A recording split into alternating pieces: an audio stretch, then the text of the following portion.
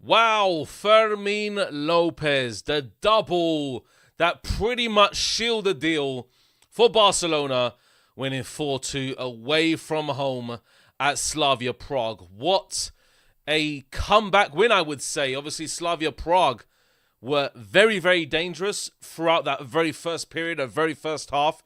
And we're going to discuss it all, people, because Barcelona just sitting currently outside the top 8 after Chelsea did beat Paphos, and now it's all up to the final week. We're going to be discussing how Barcelona can potentially make that automatic playoffs, obviously, into the knockout groups, obviously, and we're going to see it, man. We're going to see it. Let's hopefully see Barcelona. I don't know.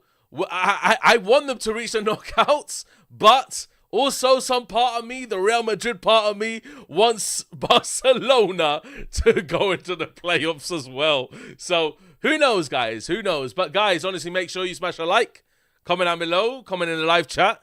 Let me know how your thoughts and feelings are after this match. And yeah, let's get straight into it, because I tell you what, let me just go into it, yeah? Slavia Prague away always was going to be a danger, yeah? Always going to be a danger. And I'm going to talk about Pedri's injury also, which is going to get into it a little bit, yeah? So, look, I've got to say it, man. I've got to say it. That first half was shambolic, to say the least. I mean, Slavia Prague were all over Barcelona. All over. And the very first, I would say, 20 minutes before Fermín López got the goal, Slavia Prague were pressing consistently. They were working the ball out into the wings. They were consistently giving Barcelona trouble. We knew that they were going to obviously use their physical aerial presence to get into the box and try as much as they can to make it difficult. Yeah? But the situation is that Barcelona, they had to try and worm their way back into the match. And they did. Fermín López getting 2 goals within the space of about 10 minutes of each other and absolutely killing their game off until that own goal by Lewandowski. I was in shock, honestly. I was completely in shock before the first half ended that Lewandowski got the goal. But Barca, they tried to start fast. They tried to be the kind of instigator in the match. But unfortunately, they didn't. Slavia Prague were the ones who were controlling the tempo. They were moving the ball well. They weren't fazed by Barcelona. So this is the whole thing.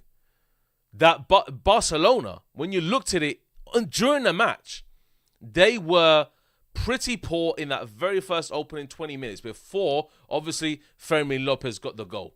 That 34th minute goal by Fermín López allowed Barcelona to come back into the match gradually, and they did. So we're looking at it in its entirety, and for me, Fermín López had an absolute masterclass. Those 2 goals helped Barcelona regain that match. Obviously before the own goal, but they helped regain the match. And this is my point of Fermín López. His shooting ability from outside the box is ridiculous.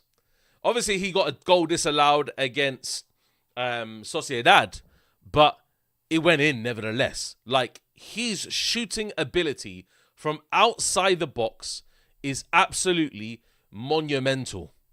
He can shoot from anywhere, and that's what allowed Barcelona to get into the game.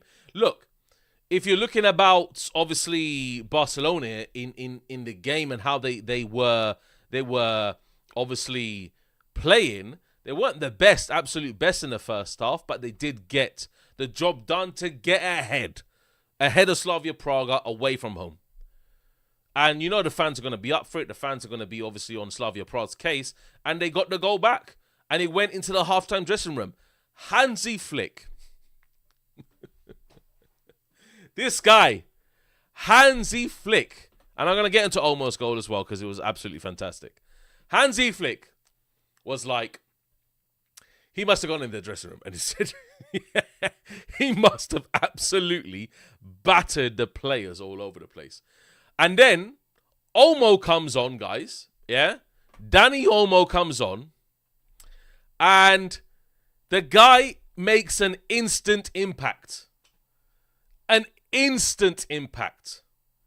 What a strike from Danny Olmo. From all the stinkers and atrocities that guy had, yeah, in the game against Sociedad, this guy comes on and he makes an absolute banger, top bins past Slavia Prague's goalkeeper. And people were in shock.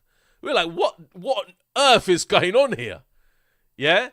And then, obviously, to round it off, Lewandowski with a little, like, jumping kick or whatever he was doing into the back of the net. Right place, right time. And it sealed the deal. It was 4-2, and that's what happened. It ended 4-2. But Barcelona, they had certain portions of the match that they did not look good.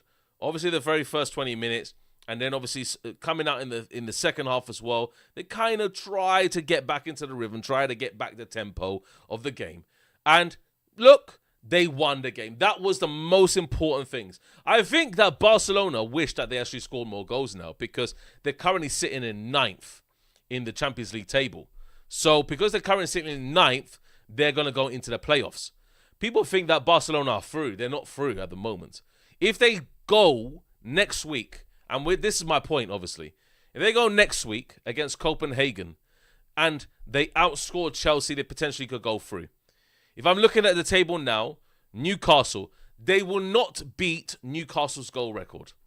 They won't, yeah? But Newcastle have PSG to play.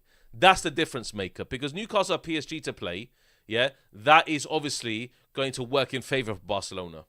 But it depends how many goals PSG scores. Barcelona have a 5-goal difference. Newcastle have a 10-goal difference. They've done exceptionally well, decently in this Champions League group stage.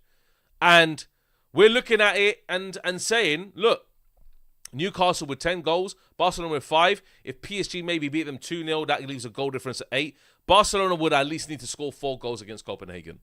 Yeah? But let's just talk about this one, yeah, as well. Chelsea play Napoli. Napoli have not been the best in the Champions League this year. They're not, but they are playing away. And Napoli have a chance to reach the playoffs. They're sitting outside the playoff groups. So that is a very, very monumental week. This whole Champions League week next week, every single team plays they play at the exact same time. I don't know why my camera's just frozen. Thank you very much, camera, for freezing. Much appreciated. Thank you very much. Why is my camera just frozen?